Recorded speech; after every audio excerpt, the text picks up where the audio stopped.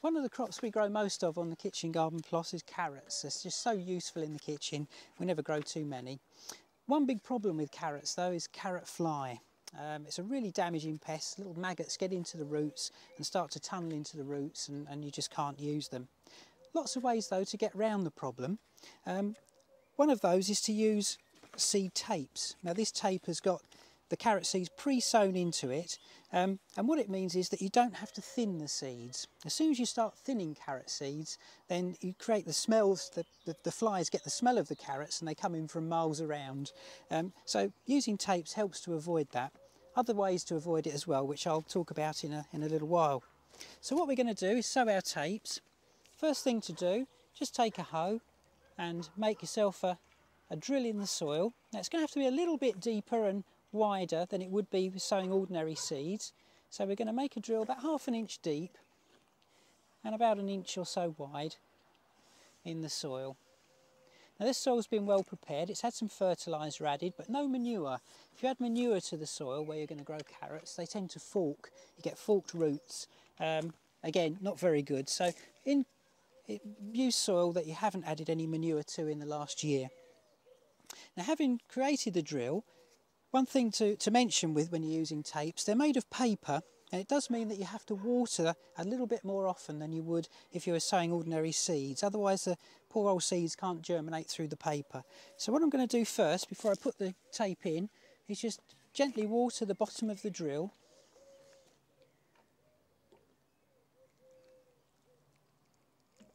Like that. It's not a bad idea actually to water the bottom of a drill when you're sowing lots of seeds. It does just help the seeds to germinate that much better. And then all we'll have to do is unroll the tape and put it in the bottom of the drill, and unroll it along the bottom. Just a little bit of pressure to keep it nice and flat in the bottom of the drill. And you can actually tear it off where you want to when you've finished the row. And then once you've done that, all you do is just pull the soil back over as if you were sowing any other ordinary seeds. Just bury it about 1/2 inch to 1 inch deep. And what I'll do then is give it another water over the top, sprinkle with a watering can with a rose. And I will keep my eye on that. So every few days I'll come down. If the weather's dry, I'll give it another watering. As I say, with the paper tapes, they do need that little bit more moisture to get them to germinate.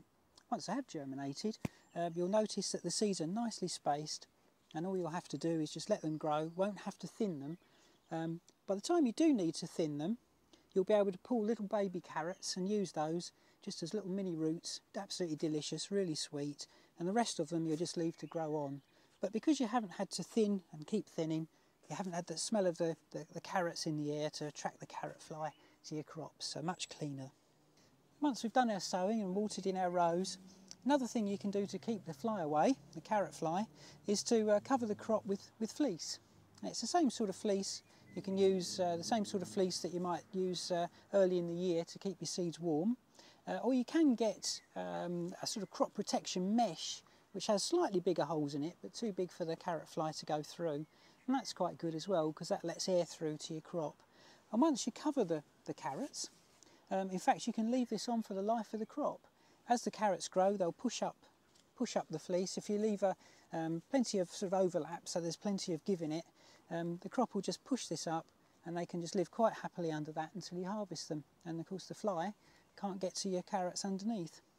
So it's another good way of keeping carrot fly away. One other one to mention is that you can get carrot fly resistant varieties. So varieties like Seitan and Flyaway, which you can sow, which they're not immune to carrot fly. You will get some damage, but you get a lot less.